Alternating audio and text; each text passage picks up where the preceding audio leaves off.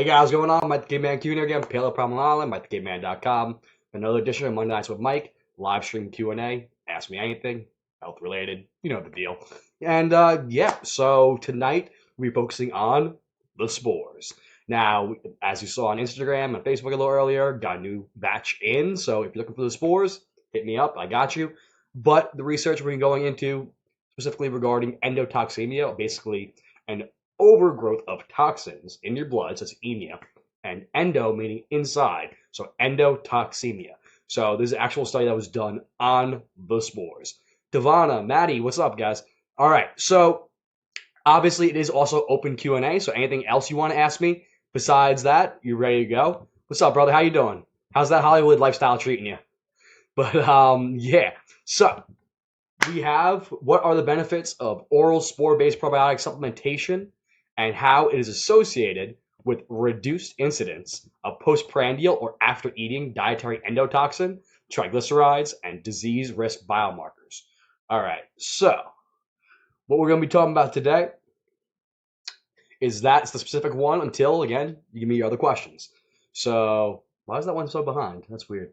Too good, too good. I understand. I got you. So, yeah, this one is by McFarlane, and it was along with Henning, Bowman, Gary, and Carbajal. This last year. It was published last year in August, and yeah, here we go. So, let's see. We have our abstract. The aim is to determine whether after 30 days of oral spore-based probiotic supplementation, can you reduce dietary endotoxemia, so toxins in your blood. Well, apparently, healthy men and women are.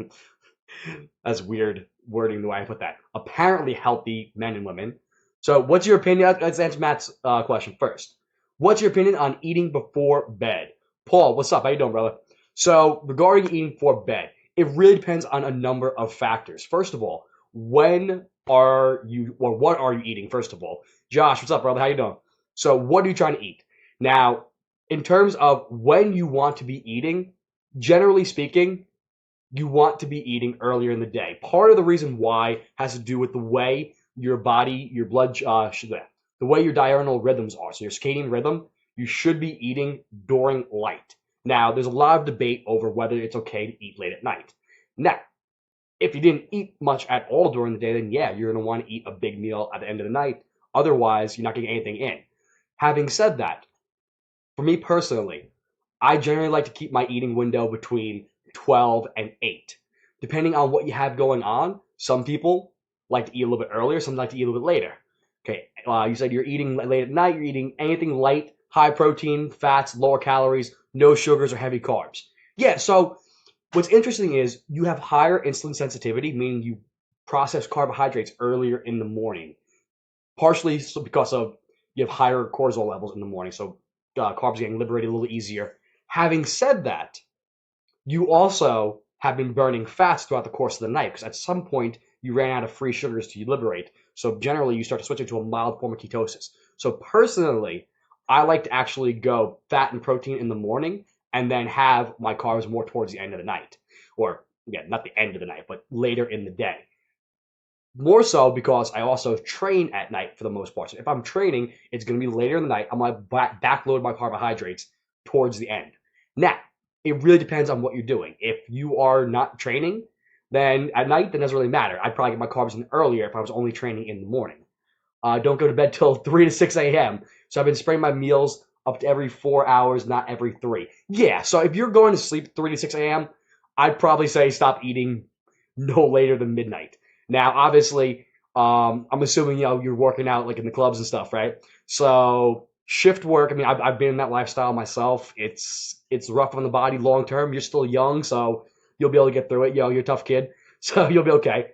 Overall, you generally want to try and eat during the night, during the daytime. You want to try and eat with the sun because it's going to work the best way with your circadian rhythm. Sorry, blanked out for a second. My man, I go in the gym, I still train. That's what's up, all right, no doubt. What the hell are you doing going to bed at 3 and 6 in the morning, man? I don't know, but that's what's up. So, yeah, like I said, I wouldn't eat much later than midnight. Not because it's inherently bad to do it. Your body kind of cares hormonally when you eat, but you'll be better off overall. I mean, if you didn't eat anything during the day, then yeah, you're probably going to want to eat something that night, especially if you've trained. All right, so having built off of that, 100% active, but still I'm in the studio from 11 to 4 a.m. Got it, gotcha. All right, that's what's up. Okay, so basically, long and the short, when you should be eating depends on what you are doing, what your goals are, when you sleep, when you wake up.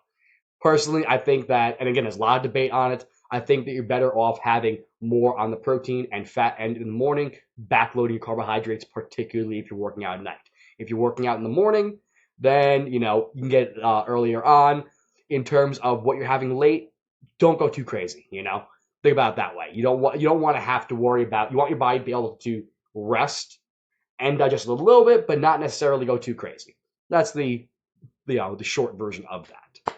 Now, getting through that. So, no problem, dude. And Kathy, what's up? How you doing? Okay, so apparently healthy men and women, and what they're meaning is that, by all accounts, they took apparently healthy. They didn't seem like they were sick. 75 of them, so a sample size of 75 people, were screened for postprandial dietary endotoxemia, so toxins in their blood after eating. Those subjects whose serum endotoxins, so the levels of toxins produced by those bacteria, increased by at least fivefold from pre-meal levels at the 5-hour postprandial mark, considered responders, and were randomized to receive either placebo, which was a rice flour, or a commercial spore-based probiotic, which is in fact Megaspore.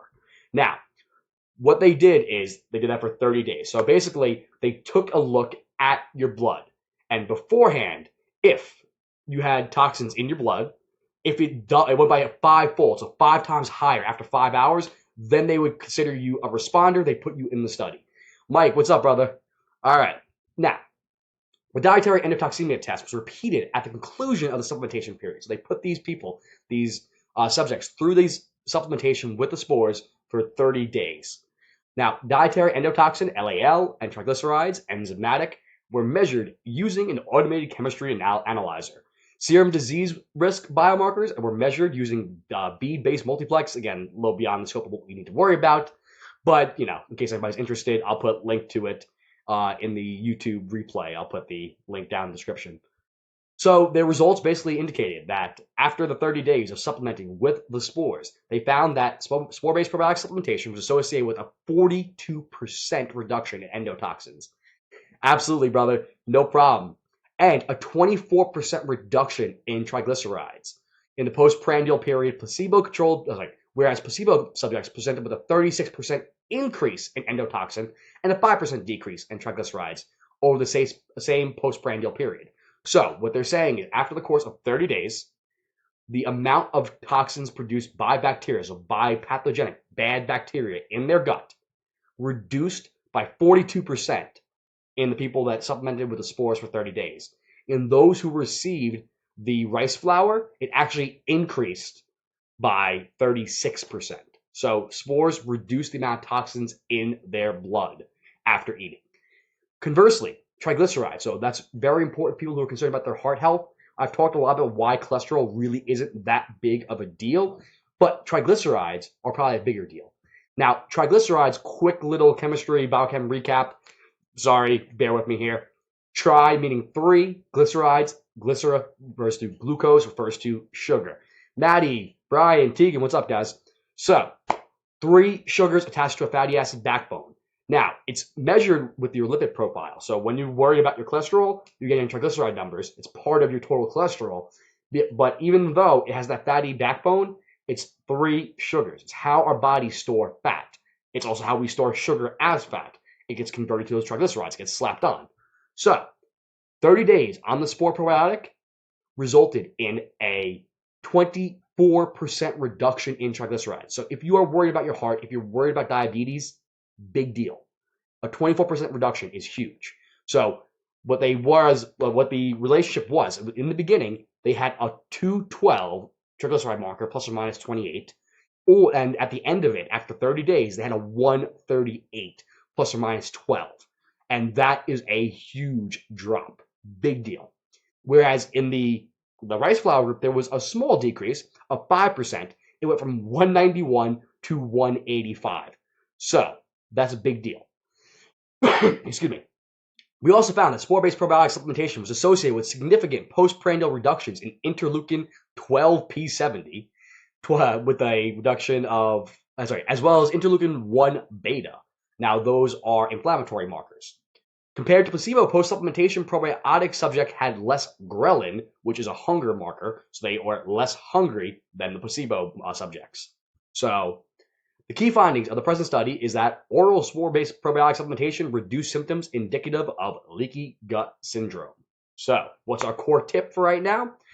Dietary or metabolic endotoxemia is a condition that affects approximately 1/3 of individuals living in Western society. It is characterized by an increased serum endotoxin concentration during the first 5 hours of postprandial or after eating period, following the consumption of a meal with a high-fat, high-calorie content. The key findings of the present study were that 30 days of oral spore-based probiotic supplementation reduced the incidence of dietary endotoxemia, which may be indicative of reduced gut permeability. So what they're basically saying is that it may actually be because it helped to repair the integrity of your gut lining. So not only could it help to reduce the bad chemicals getting through, the toxins, endotoxins getting through from the bad bacteria, but also help to repair the lining of your gut. So huge deal. All right. And again, guys, for those of you joining a little bit later, you know the deal. You can always ask questions while we're going through the study. You know, the study's here mostly to fill time and get you guys some interesting information and break down some of the most recent research. But at the same time, I definitely want to interact with you. So, all right. Incidence of gastrointestinal or GI distress and permeability has increased in prominence in modern society, due in large part to excessive consumption of highly processed, calorie-dense, commercially available foods. So processed foods, bad deal, right? We've talked about that many times. Eat real food. Now, these same dietary choices coupled with low physical activity are believed to be the primary causes underlying the current obesity epidemic. Ozzy, what's up?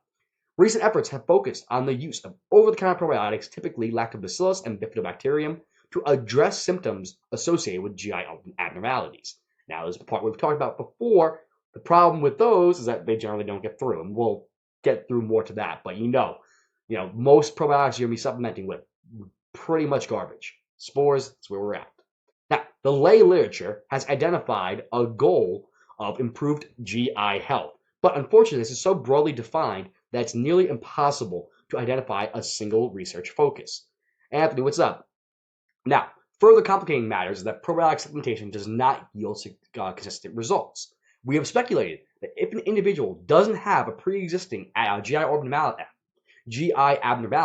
then they would not be a responder to probiotic supplementation. Meaning that if you aren't a responder, if you don't have endotoxemia in that postprandial period after eating, then yeah, you might not get any benefit out of probiotics.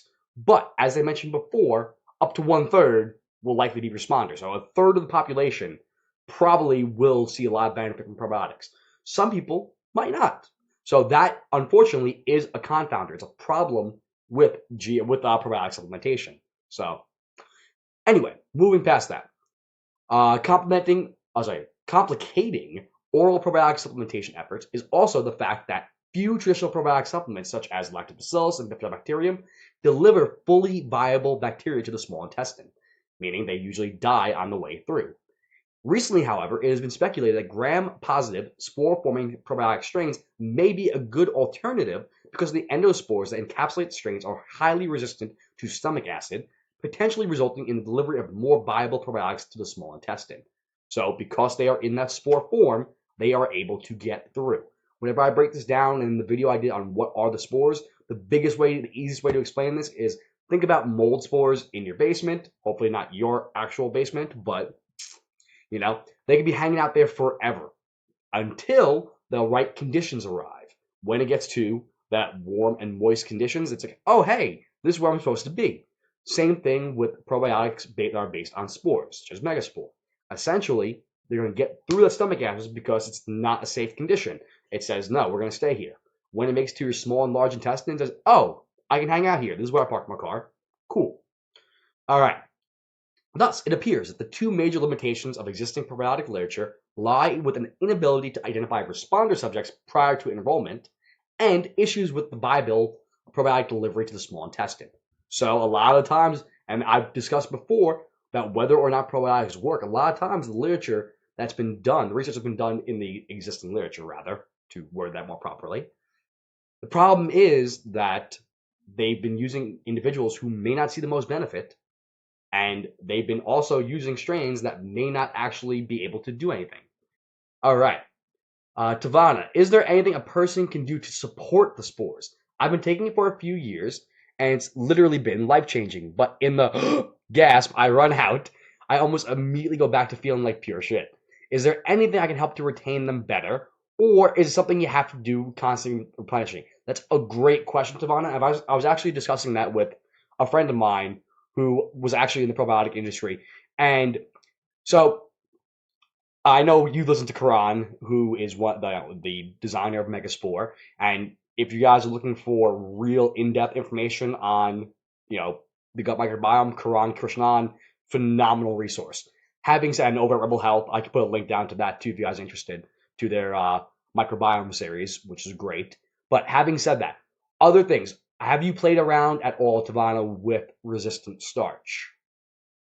And while you type that, I can break down why that's important. So, I talked the other day with a friend of mine, and the problem with the spores are that they are transient species, meaning they don't necessarily colonize. They don't take up residence in your gut. What they do, and that's what this whole study we're looking at right now, is that they can help to replace, or rather, they help to competitively inhibit, crowd out the bad ones while also helping to repair your gut lining. So unfortunately, it's not something that is going to be a continual, or it's not something that's going to be a permanent solution. It is more of a continual thing. Now, there are other factors on the underneath. I did years ago, but not while I was on the spores. Yes, so that's something I would consider. So resistant starch is a prebiotic. Basically, it helps to feed your gut bacteria, so the beneficial ones, your commensal ones. So that is something I would consider. I would definitely consider utilizing some resistant starch. Things like potato starch are good, plantains, tiger nuts, which have recently become an incredibly popular video. If anybody's seen anything in the mainstream news about tiger nuts, please let me know. Because actually, if you search tiger nuts on YouTube, my video is number 3 right now. So I'm pretty pumped about that. It's been going through the roof. But tiger nuts are an incredible source of prebiotic fiber. They are a resistant starch. Good stuff. But, and this is a very big but, J-Lo sized. If you are trying to work on resistant starch and it's your first time playing around with it, start very slowly. I made the mistake years ago of trying resistant starch for like the first time and also trying Megaspore for the first time. And after a couple of days, I decided I was going to up it to 2, which is the therapeutic dose for the Megaspore. And I was taking in about 50 grams of resistant starch, which is way too much to be starting out with, because I thought I was a hero. My gut was so great, and I'm good. Not good. Very, very bad results. Trust me, don't do it. However, 10 grams of resistant starch, so like, a couple of ounces here, as well as 1 to 2, and you'll be ready to rock. When is the best time to take the starch? With or away from the spores? I would probably take it with, or I would take it slightly before. No. Yeah. I would eat the resistant starch first, and then I would have the spores I was trying to think what I was wording the before towards. Yes. I would eat the resistant starch, and then within like 10, 15 minutes, I would take the spores. So you want to give it something to feed it with. So tiger nuts, though, definitely a good way to go. Plantains, green bananas, potato starch, cooked and cooled starches. So white rice, white potatoes, best way to do it. And actually, again, over on Rebel Health, I have an article that I wrote for them again a couple of years back, and that's actually why I tried the experiment that was a problem. So yes, if you look, if you just search on Google, you know what? Let's pull it up actually. Here, excuse me, Rebel Health resistant starch. Should you resist resistant starch? And this was what? August 23rd, 2015. It's almost 3 years ago. Wow, 2.5 years ago. And I have this nice little chart that we included here. It's a little breakdown of different types of carbohydrates and how your body reacts to them. So green bananas, plantains, heated and cooked and cooled rice and potatoes. Like I said before, did I include tiger nuts in this one? I did not. I'll have to talk to Joe, see if I can sneak in tiger nuts over there. Because at the time, I was unaware. One of my clients, Murray, she's the one that actually put me on tiger nuts, and very good find. But yeah, so I would definitely go and try and include that in. Dougie, what's up, brother? How you doing? So actually, what I'm gonna do real quick is I'm gonna drop this link in the comments. This is my article over on resistant starch. All right. All right, let's go back to paper there. Cool. All right, so like we were saying, there have been a lot of issues with the research previously into probiotic supplementation, but lots of benefits moving forward, or lots of advances moving forward. So dietary or metabolic endotoxemia occurs when one's dietary consumption causes disruption in either the GI permeability, the microbiota profile, or both. So whether it's gut dysbiosis that changes the types, or you get leaky gut, or you get both. A lot of times it's both. Now, dietary endotoxemia transiently increases systemic inflammation. Basically, the toxins that get released from those bacteria cause inflammation. It's a low grade and it's short term, but it's a problem because when it's chronic, it may increase one's risk for a variety of diseases. Our laboratory and others have demonstrated that the consumption of a single high-fat, high-calorie meal was associated with an increase in serum endotoxin, triglycerides, metabolic biomarkers, inflammatory cytokines, endothelial microparticles, and myocyte adhesion molecules. Basically, all signs of inflammation and inflammatory response. Glenn, how you doing? All right. So what we're talking about there is that, and let's be clear, the high-fat meal is generally a high-fat, high-calorie. What they're including there is that you're also getting a high load of carbohydrates, particularly sugars, at the same time. Most low-fat, low-carb research you look at, unless it's explicitly keto or it's one of those like 90-10-10s on the case of the low-fat end, generally isn't low-fat or low-carb truly. It's still keeping a little bit higher than what it should be for a true therapeutic effect, but that's neither here nor there for now. But moving past that, the postprandial time course varies for each biomarker, but generally the transient changes occur during the first 5 hours of the postprandial period. Given the direct link between the nutrition, gut microbiota, gastrointestinal permeability, and disease risk, our laboratory and others have speculated that these changes represent an appropriate treatment target for probiotic intervention. So basically saying that food, your gut bacteria, the intestinal permeabilities of your leaky gut, and other diseases, that these could be a good idea to study, a good idea to research. To address known issues with sufficient probiotic delivery, we utilize a spore-based probiotic in the present study, specifically Megaspore. According to the literature, the biggest advantage of spore-based probiotic is that that's a typo. Peer review didn't pick that up. The spore-based probiotic is that it is composed of endosomes, which are highly resistant to acidic pH and are stable at room temperature and deliver a much greater quantity of high viability bacteria to the small intestine than that traditional probiotic supplements. That's another typo.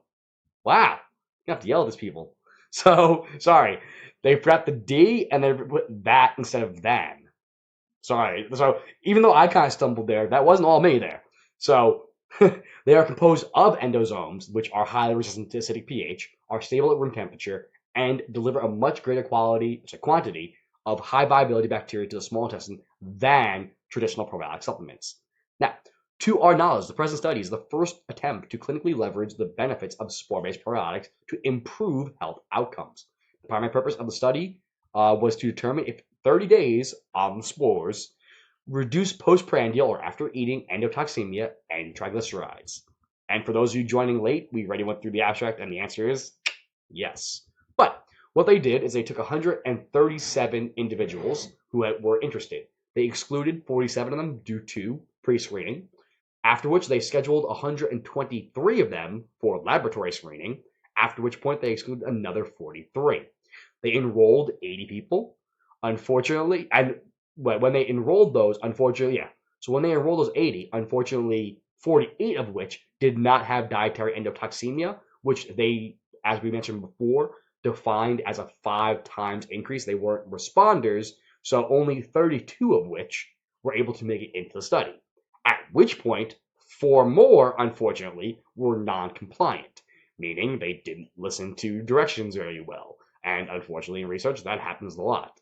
So, at the end of the day, there were 13 members of the placebo group and 15 people in the probiotic group. And I'm just going to take a quick sip from my Coastal Craft kombucha.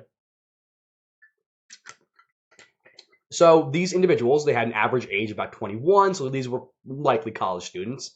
And they had an average height, body mass, and it's in kilograms. I'm too lazy to do conversions in my head.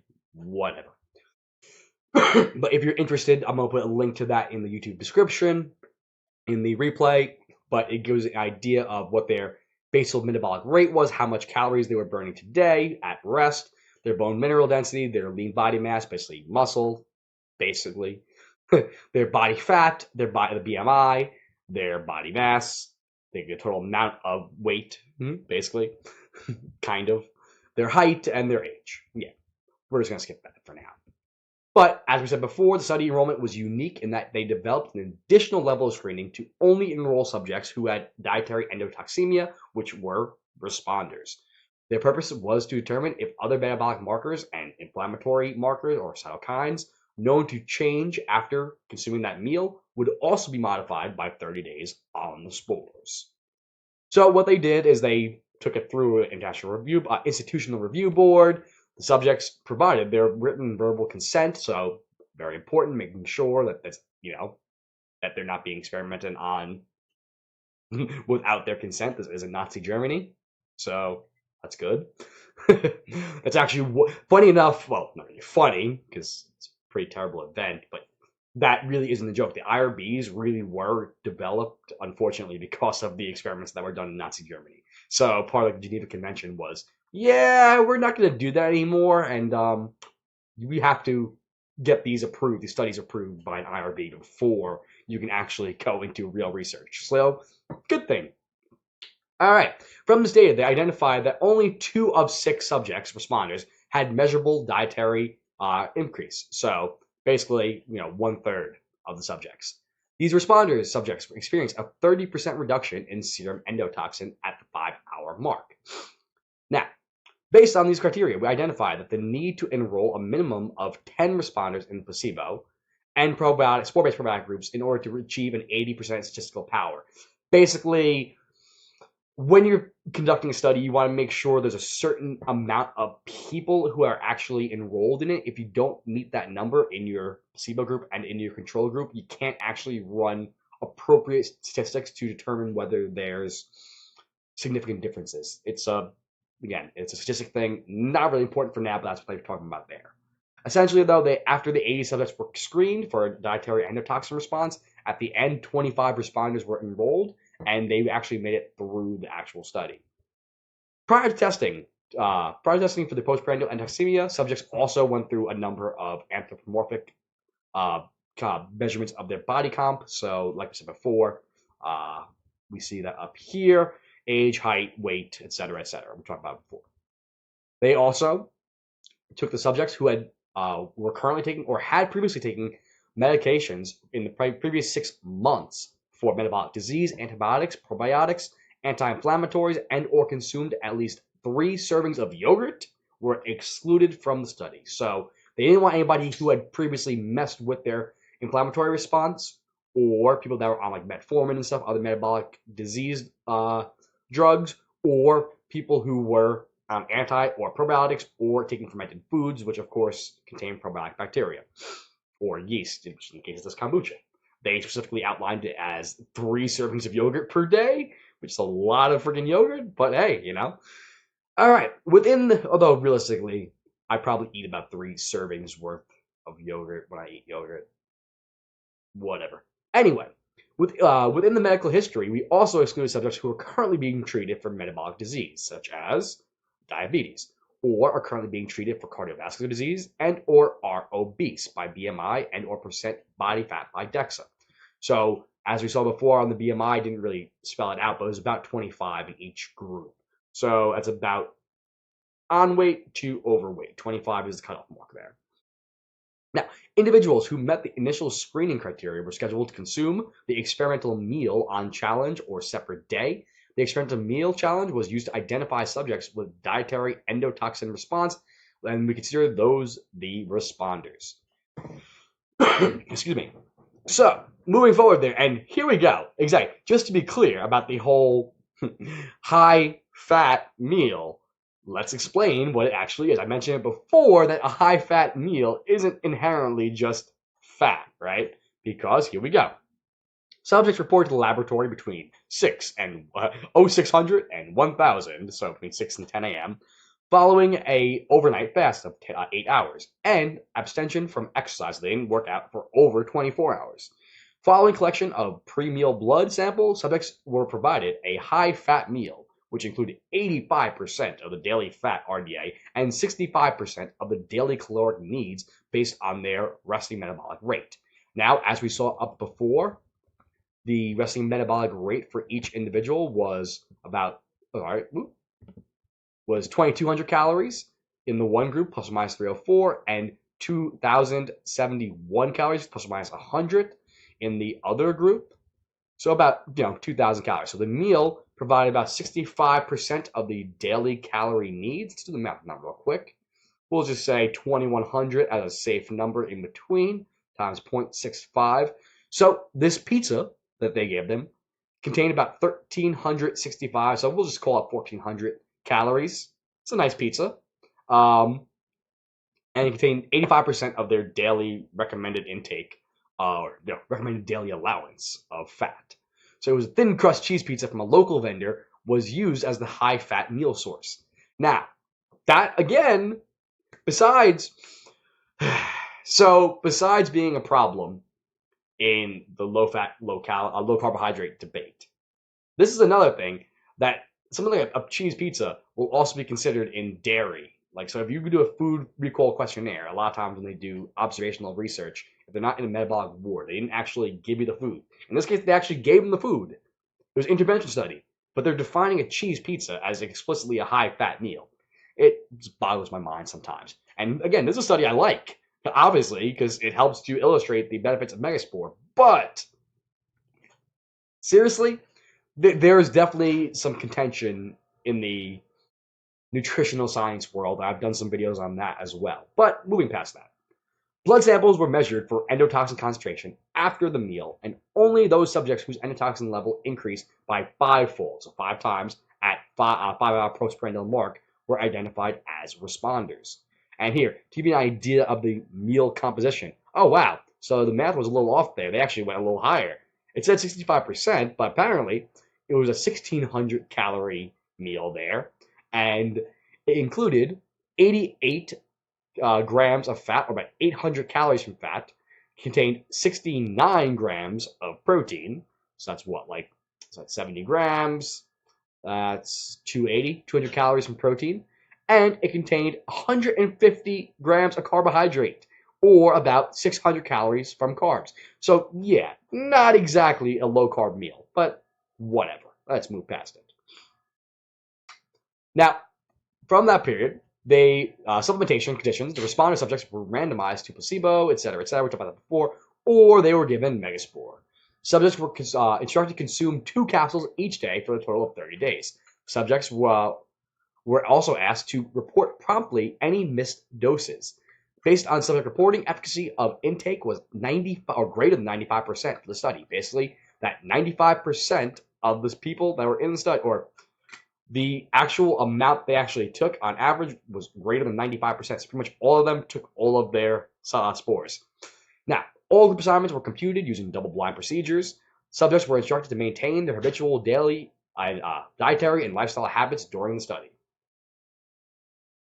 So they were instructed not to change their workout or their dietary intake during the course of these 30 days. Now, moving past that, they took blood samples in the beginning, pre-workout, pre-meal.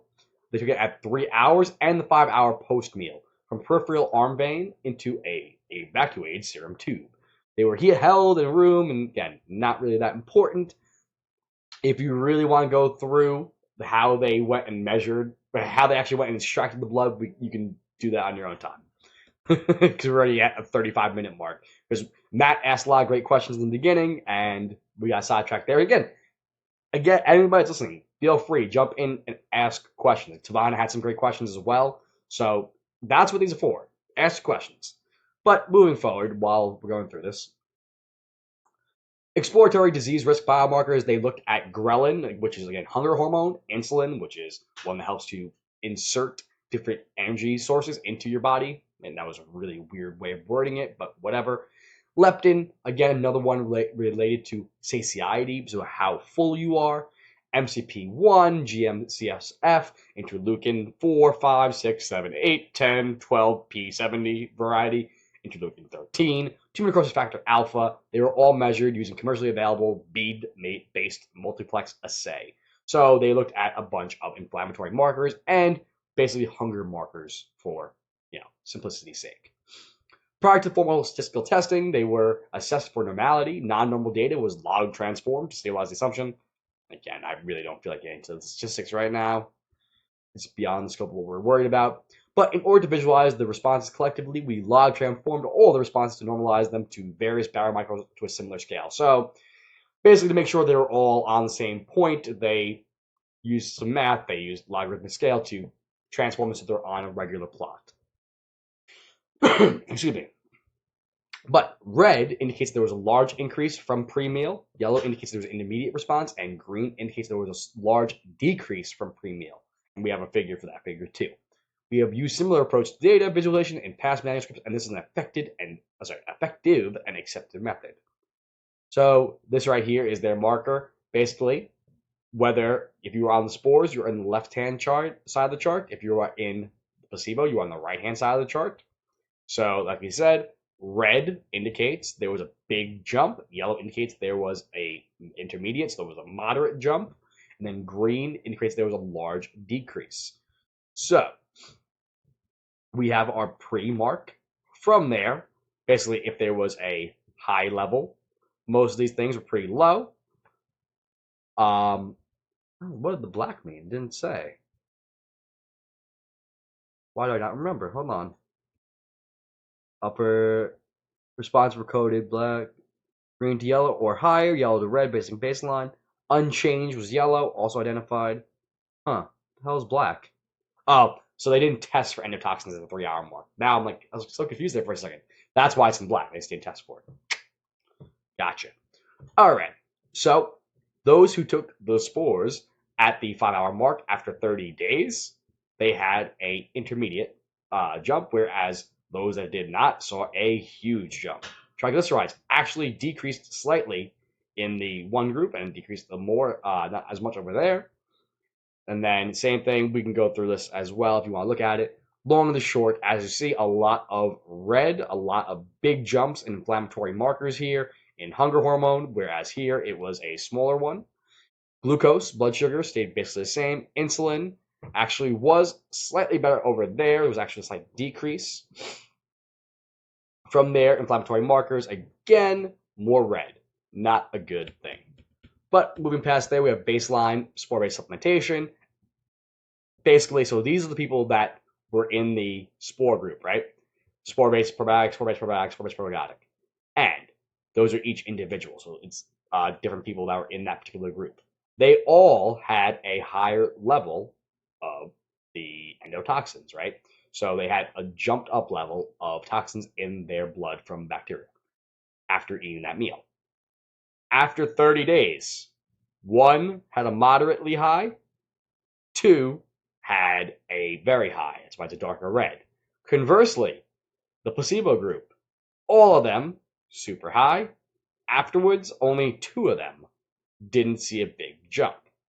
Now, talking about the 5-hour supplementation of serum endotoxin, here is an example again. Before eating the meal, not too bad. After eating the meal, big jump. Conversely, we have here the pre and then the post again. And now this is what we're talking about the first time, and this is the average on the second time. Spore-Based Probiotic, big jump along with placebo. In fact, it actually was a slightly higher jump the very first day at baseline. After 30 days, again, about the same marks, it was slightly higher overall for the placebo group. So they had a slightly higher endotoxemia relation. And then after 5 hours, they tested again, greatly decreased jump for the Spore probiotic, and a huge jump that's actually still higher than it was the previous time for the placebo group. In terms of triglycerides, we took it at the pre, 3, and 5 hour marks at baseline. And we see again, those who were in the Spore-Based group actually might have had it worse than those who were in the placebo group. They actually were slightly higher. Not significantly, but a decent amount. And following Spore-Based probiotic supplementation, they saw a greater decrease overall. Now, moving forward, we have here also interleukin 12, P70, interleukin beta 1, and ghrelin, and those also saw significant decreases, or significant changes more specifically. So we'll just move past that for now and go right to the discussion. Now, an a priori review of the existing literature led our team to speculate that there may be an ideal subject phenotype that was responsive to spore-based probiotic treatment. Thus, we designed and implemented a screening protocol for the present study to identify individuals who presented with postprandial endotoxemia at baseline, which may be a hallmark sign of intestinal permeability and leaky gut syndrome. We believe our approach to subject selection increased the efficacy and applicability of our findings. Within our responder population, who likely had a non-protective microbiome, we were able to demonstrate that 30 days of oral supplementation with the spores, with a viable, me trying to be funny and not actually be funny, ended up screwing myself up, was associated with significant reduction in postprandial endotoxin and triglycerides, as we saw before. Furthermore, we found that several of our exploratory biomarkers were either significantly reduced, which such as, again, the interleukin 12p70, interleukin 1 beta, and ghrelin, or trended towards reduction in the case of interleukin 6, interleukin 8, and MCP1, while basically using the spores. It is reasonable to speculate that spore-based probiotic supplement may have exerted its effects by altering the gut microbial profile, altering intestinal permeability, or a combination of the two effects.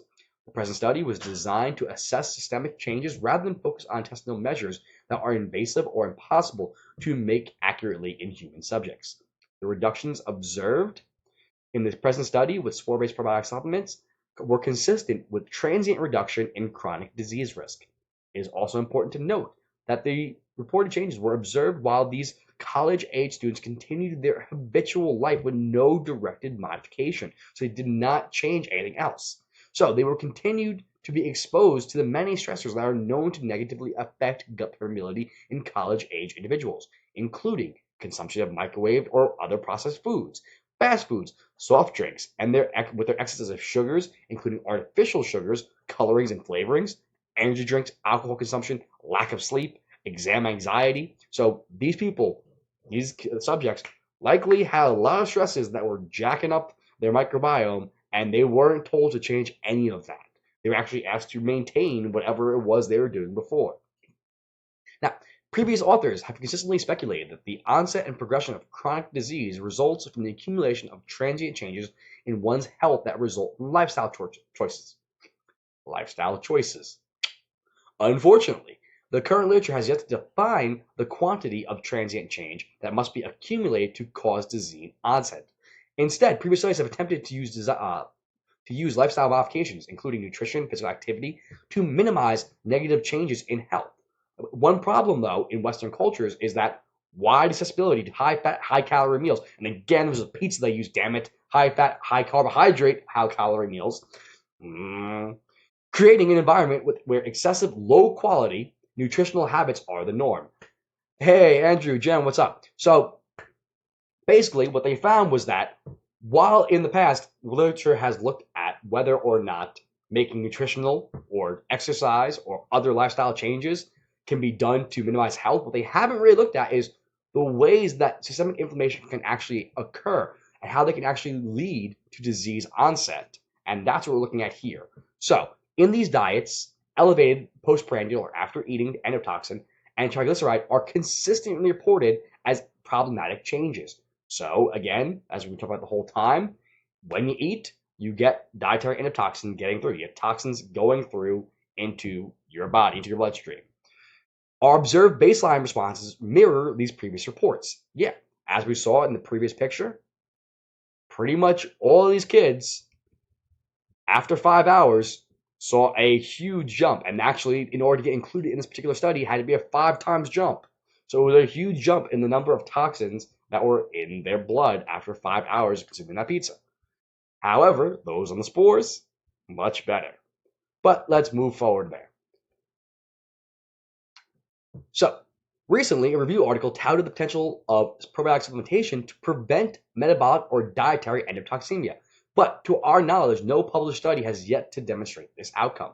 Thus, our finding of a 42% reduction in metabolic endotoxemia is novel and unique. Further, interpretation of our finding does reveal a potentially interesting effect. While 30 days on the spores reduced metabolic endotoxemia by 42%, it did not completely prevent metabolic endotoxemia. It is plausible to speculate that a longer period of supplementation may result in greater reductions in metabolic endotoxemia. And Tavana, that helps to kind of answer your previous question. Now, I know you've been likely been on it for longer, but it does help to explain why after a period away from the spores, and you're not the only person that's told me that, and I know a lot of people that happens, where when you run out and you go for a little bit of an extended period without it, you start to notice. So, unfortunately, as I often talk about with people, when it comes to your health, a lot of times, the things that got you to where you are today, in terms of, negative health effects, likely didn't, get built in a day. It didn't actually occur. So it's years of damage, years of fixing, unfortunately, in a lot of cases. It is what it is what it is. But these here are still very, very promising results. Small sample size, but it still did have statistical power. And from the empirical evidence that Rebel Health and myself and everybody else that works with microbiome labs and Quran have seen, very impressive stuff. But it is plausible to speculate that a longer period may result in greater reductions in metabolic endotoxemia. Connie et al. Previously reported in rodents that the only viable method to reprogram the gut microbial response was to initially treat animals with broad-spectrum antibiotics. For obvious ethical reasons, treating human subjects with antibiotics is likely not a viable experimental design consideration, but perhaps the same effect could be achieved with longer periods of probiotic supplementation. So, and this is something to consider if someone who's dealing with chronic inflammatory response syndromes, things like Lyme and other things like that. Yeah, there may be a case to be made for an initial dosing of antibiotic. And that's kind of the way I do it myself with recommendations. I'll tell people that, maybe consider some grapefruit seed extract, a low dose of that. Well, oregano, things, berberine is another great one. So starting out with that and then building towards, after that, moving towards probiotic supplementation. What they're saying here is that while in rodents, they were able to see a big change in the gut bacteria by wiping it all out, basically, and then supplementing with probiotics. In humans, probably not the safest thing to do is to give somebody who's otherwise healthy, apparently healthy, besides the gut issues, a course of antibiotics. Probably not a good idea, and definitely wouldn't pass that IRB we talked about. Now, in addition to probiotic effects, we also observed an interesting response in placebo subjects. Specifically, the placebo subjects presented with an even greater metabolic endotoxemia response following a 30-day period. Now, we do not believe this observation is due to the experimental treatment, but is rather likely due to diurnal fluctuation in metabolic endotoxemia responses. Basically, placebo groups trended towards increased metabolic endotoxemia, while the probiotic intervention reversed that effect. Since the present 30-day intervention did not completely prevent metabolic endotoxemia, it is reasonable to speculate that an intervention longer than 30 days may be necessary to completely prevent metabolic endotoxemia. So, and that right there, excuse me, kind of goes back to what Matt was asking in the very, very beginning about, eating late at night. So diurnal response, basically over the course of the day, it changes. So depending on when they tested, it could actually have an effect in terms of like greater increase. So it's not necessarily that that particular meal ended up just causing the placebo group to go that crazy, but it does indicate how much of a positive effect. Like, so the fact that it was that much higher in the 30-day period wasn't the fact they were on placebo, most likely. The rice flour likely didn't cause the spike after 30 days. Whereas the 30 days on the spores resulted in that much of a decrease makes it that much more impressive, is the basic breakdown. Oh, wrong button. Sorry, guys. Now, we have previously demonstrated that the consumption of high-fat meal causes transient biological changes that were consistent with transient increase in a risk for atherosclerosis. These changes, combined with a postprandial increase in serum triglycerides, creates a milieu that favors a foam cell formation and the development of atherosclerotic plaques. Now, quick run through on that. What they're trying to say there is basically those inflammatory markers are causing the ability to form lesions. Those lesions basically fill in with those foam cells. They get filled in, and that in turn ends up creating plaque, which is basically a scab on the inside. We've talked about it before. Now, in the present study, the baseline postprandial meal response presented outcomes that were consistent with published data from our laboratory and others. Thus, the present study presented an opportunity to assess if probiotic intervention would change disease risk biomarkers in a similar manner as endotoxin and triglycerides. We found significance across the entire meal combined between conditions, but were unable to tease apart specific time point differences. A post-hoc sample size analysis revealed that if we had enrolled 20 responders in each group, we've been able to delineate specific time point changes. So basically, what they're saying is that the study unfortunately didn't have enough people in it. If they would have had 20 people in each group, then they actually could have found time differences for the other biomarkers. So future research, not necessarily the best. This is more of a prospective study anyway, but, still positive. Now, previous research has indicated that obese subjects do not have as great of a postprandial suppression of ghrelin than normal weight subjects. The authors do not explain the nature of the change, but given the observation of the present study, it is reasonable to speculate that the obesity status may very well affect your gut bacteria, the gut microbiome. It is plausible that in the present study, without changing body weight, we were able to create the microbiome of a normal weight individual, thus restoring postprandial ghrelin responses. So, what they're saying there, ghrelin is part of it's your hunger hormone essentially. So, the drops in ghrelin after the 30 days on the spores were able to cause people who didn't change their diet at all. It was able to reduce their hunger signaling. Able to reduce their hunger signaling the way that it was able to reduce their hunger signaling to a level of someone that is a normal weight. So basically what they're saying is that in the obese subjects, most research has shown that ghrelin levels are super high. That's why they're always hungry. Conversely, in these people, they were able to change the gut bacteria, and in that process, were able to reduce hunger signaling. So you're probably going to eat less simply from supplementing with the spores, is what this study seemed to indicate. Now, given the pro-inflammatory actions of interleukin-1 beta, the observed reduction with probiotic supplementation was consistent with reductions in postprandial systemic inflammation. Reduced ghrelin may be indicative of better postprandial hunger satiety control, which I basically broke down very poorly. Interleukin 12p70 has a variety of metabolic actions, the chief of which in the present study is the ability to modulate or control the release of tumor necrosis factor alpha or related inflammatory cytokines following an antigenic challenge. So basically, something that comes in, something that your immune system is going to react to, that interleukin 12p70 controls whether or not you're going to have an inflammatory response. It was reduced here. So in the case of the present study, the reduced interleukin 12p70 with probiotic supplementation may reflect a reduction in systemic inflammation capacity, because that helps control the release of the other inflammatory biomarkers. Since it was reduced, there's likely not going to be as much of a spread out inflammatory response. Now, in addition to the biomarkers that reached significance, we also found similar trends. So they didn't reach significance, they weren't quite as big of a change, but there was a trend towards significance in the interleukin 6, 8, and MCP1, which are all released by adipose tissues and commonly elevated in obese individuals. So they're released by your fat tissue, and in people who are obese, there's going to be elevated levels. In these people, not so much. The biomarkers observed to change in the present study following the probiotic intervention are all involved in the accumulation of systemic inflammation. The existing literature has linked elevated systemic inflammation to the pathophysiology of cardiovascular and metabolic disease.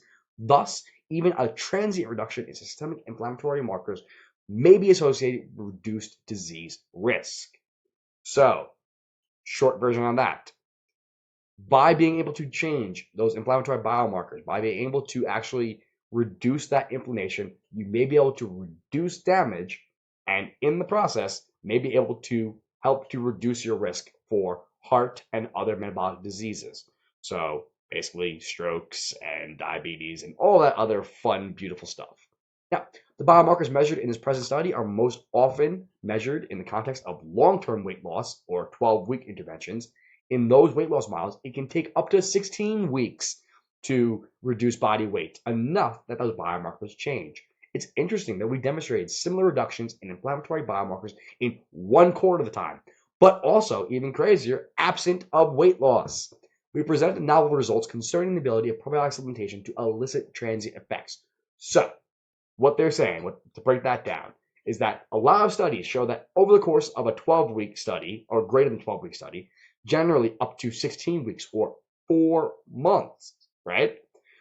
You lose weight, and in the process, you drop those biomarkers. So the inflammatory biomarkers, triglycerides, you see those drops. And it's like, yay, this diet's amazing. We dropped a couple pounds, and we reduced our disease risk.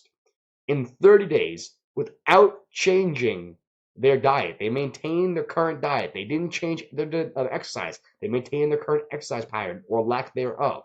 They didn't change their stress levels. They didn't get in the sun more. None of the other things changed. Nothing changed except for taking the spores or not taking the spores, taking rice flour. And in the process, there were huge, significant reductions in the endotoxemia, so the inflammatory response in your blood, and in triglycerides. That is a big deal. Now, in summary, the key findings of the present study demonstrate that 30 days on the spores resulted in a blunting of dietary endotoxin, triglycerides, and potentially systemic inflammation. To our knowledge, the present study is the first to report that a short-term spore-based probiotic intervention altered dietary endotoxemia in human subjects, although the effect has been widely reported in mice. Due to limitations associated with using human subjects, it is not possible to directly measure gut permeability in the present study. Despite this, it is reasonable to speculate that the underlying cause of the observed reduction in postprandial endotoxemia may be due to changes in the gut microbiome, gut permeability, or a combination of the two. Future research is needed to determine if a longer course of treatment with spore-based probiotic results in additional health improvements. So, long and the short, over time, they're going to want to do study in a metabolic setting like this over the course of 60 days, 90 days, a year. What's a year on the spores going to do? And like we said, the unofficial studies we've done for myself and, people I've worked with and Herbal Health and everybody else, seems like we might be onto something. So, yeah, long and the short, guys, spores, get on them. Good idea. Any last questions? We are about at that hour mark right now. So if there's any last questions, please feel free to put them down below. As I've talked about before a bunch of times, we really, really actually are that close with the fire cream. The labels are at the printer. Last I heard, we should have them back any day now to be able to put them up on the site, and then we should be ready to rock. So, yeah. If there are no last questions, guys, thank you very much for joining. Love you all, and see you next week.